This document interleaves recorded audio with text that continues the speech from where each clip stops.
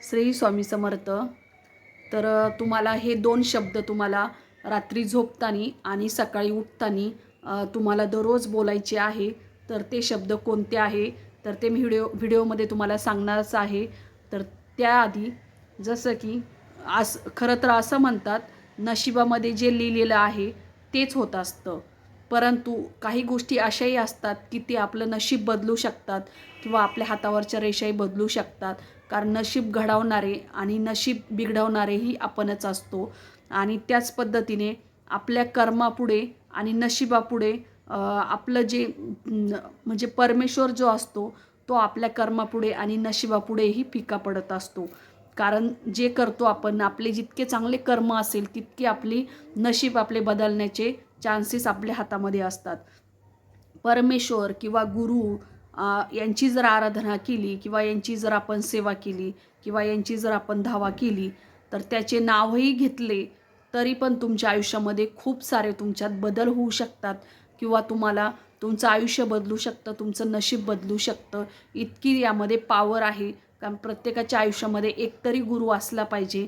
कारण जरी आपल्याला परमेश्वराने तारलं नाही तरी आपला गुरु आपल्याला तारून नेत असतो. त्यामुळे एकतरी आपल्या आयुष्यामध्ये गुरु असला पाहिजे आणि त्या गुरुचं जर आपण नेहमी नामस्मरण केलं तर आपलं आयुष्य आपण बदलू शकतो. तसेच आपण जर झोपलेले असलो तर आपले नशीबही जागे होत असते.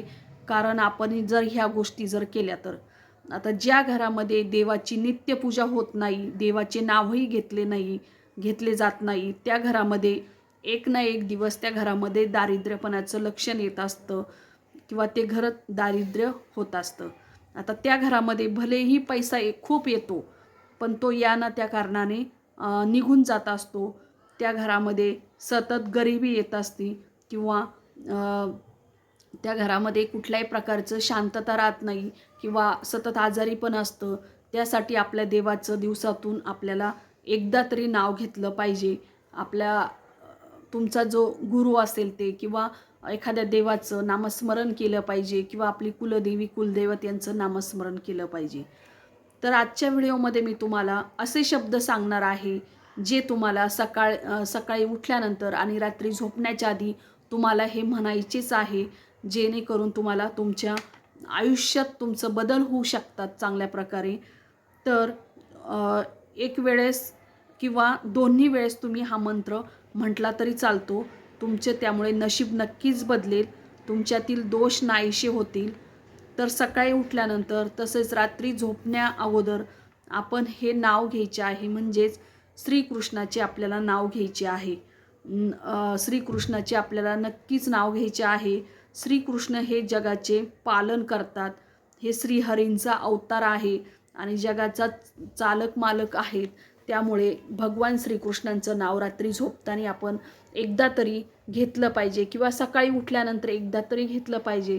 बघा तुमच्या आयुष्यात चांगलं नक्कीच होईल. कारण पालनपोषणाची जबाबदारी ही जगातील सर्व लोकांची पालनपोषणाची जबाबदारी ही श्रीहरींवरती आहे. म्हणजेच ते विठ्ठलावरती आहे. तर त्यासाठी आपण रात्री झोपताना हरे राम हरे राम हरे कृष्ण कृष्ण कृष्ण हरे हरे हा मंत्र आपल्याला रात्री झोपण्याच्या अगोदर म्हणायचा आहे.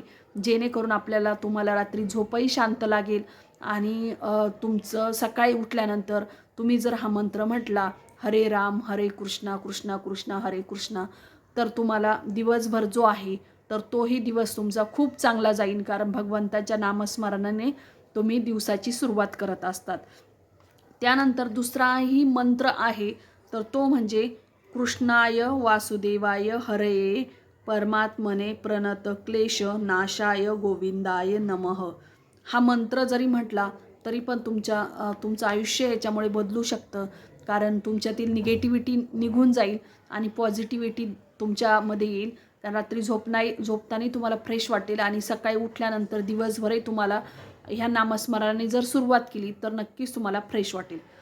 तर हा मंत्र आपल्या जीवनातील दुःख दूर करतो, वाईट वेळ संपवतो आणि आपल्या जीवनातील क्लेश दूर करतो. तसेच तुमच्या जीवनातील नैराश्यही दूर करत असतो. हा अगदी सोपा व प्रभावी मंत्र आहे. तसेच दुसरा मंत्र हा जो आहे तर तो धनासंबंधी आहे, पैशासंबंधी आहे. लक्ष्मी संबंधी आहे. तर या मंत्राचा उच्चार हा एकदम व्यवस्थित आणि तंतोतंत झाला पाहिजे. म्हणजे अगदी जसा मंत्र आहे त्याच पद्धतीने त्याचा उच्चार केला तरच त्याचा तुम्हाला चांगला फायदा भेटेल. किंवा चुकूनही तो वेगळ्या शब्दात तुम्ही म्हणण्याचा प्रयत्न करू नका. तर तो मंत्र आहे गोवल्लभाय स्वाहा. हा मंत्र तुम्हाला दररोज सकाळी म्हणायचा आहे किंवा रात्री झोपण्याच्या आधी म्हणायचा किंवा सकाळी तुम्हाला श्रीकृष्णासमोर बसून हा मंत्र तुम्ही 1.25 वेळेत जर तुम्ही ज्यावेळेस 1.25 तुमचा मंत्र म्हणून होईल त्यावेळेस हा मंत्र सिद्ध होत असतो. हा श्रीकृष्णासमोर बसून म्हणायचा मंत्र आहे आणि तो सिद्ध होतो आणि दररोज सकाळी संध्याकाळी तुम्हाला हा मंत्र सिद्ध झाल्यानंतर म्हणायचा आहे. बघा त्याचा तुम्ही एकदा अनुभव घेऊन बघा. याचा रिझल्ट खूप चांगला आहे.